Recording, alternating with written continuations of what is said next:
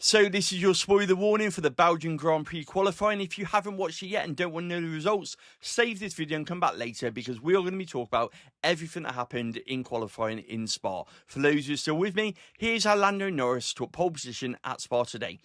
Q3 started with rising track temperatures over 40 degrees Celsius on the tarmac, and that changed everything in those final runs. Grip became unpredictable. Max Verstappen was first out. He was using used softs. McLaren, they have fresh tyres for both their cars. Oscar Piastri set the early pace. He went 3 tenths clear of Max Verstappen, but Lando Norris was still to come. His final lap, he delivered a 1 minute 40.562, just under a tenth quicker than his teammate. No errors, clean through the middle sector, fast in the straight line speed, reversing what happened in the sprint qualifying yesterday, and also looking out McLaren for a 1-2 for tomorrow. Charles Leclerc dug deep on his final lap. He slotted into third. And where did Max Verstappen ended up? He did improve, but not enough. He ended at fourth, nearly 4 tenths off pole position. Red Bull had switched to a higher downforce rear wing before qualifying. It helped them in the corners, but they lost time down the Kemmel Straight. That gamble might help them if it rains tomorrow. That rain is still due, but it did cost them severely today. Behind the top 4, Alex Albon was a standout performer for Williams in 5th place, and that was after he managed to drop a wheel in the gravel at the final chicane on his first run. George Russell will line up in P6, a solid lap from him, but Mercedes just did not have the grip or the performance they expected this weekend. 7th went to Yuki Tsunoda, his best qualifying in months, and a strong result for Max Verstappen's teammate.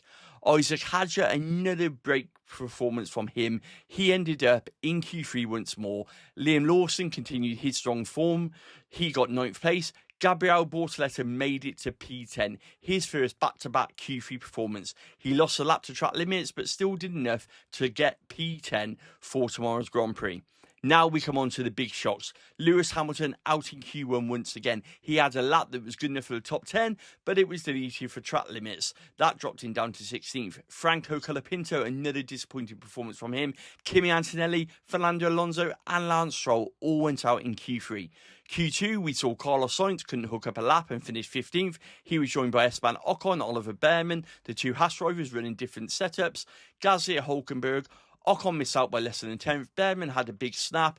Gasly and Hulkenberg just didn't have the pace. So your top 10 as it stands going into tomorrow. Lando Norris and Oscar Piastri share a front row for a McLaren lockout. Charles Leclerc in third, Verstappen in fourth, Albon, Russell, Yuki Tsunoda, Hadjar, Lawson and Bortoleto. It's a huge opportunity for McLaren. It's also a massive test for Red Bull, and we still don't know what the weather is going to do, so it's all to play for. McLaren on the front row, Verstappen in fourth, Hamilton out in Q1. Lots and lots to look forward to. For the full breakdown and all the post-race chaos tomorrow, follow here. Also head on over to www.coffeecornermotorsport.com for all the latest from my articles on there as well.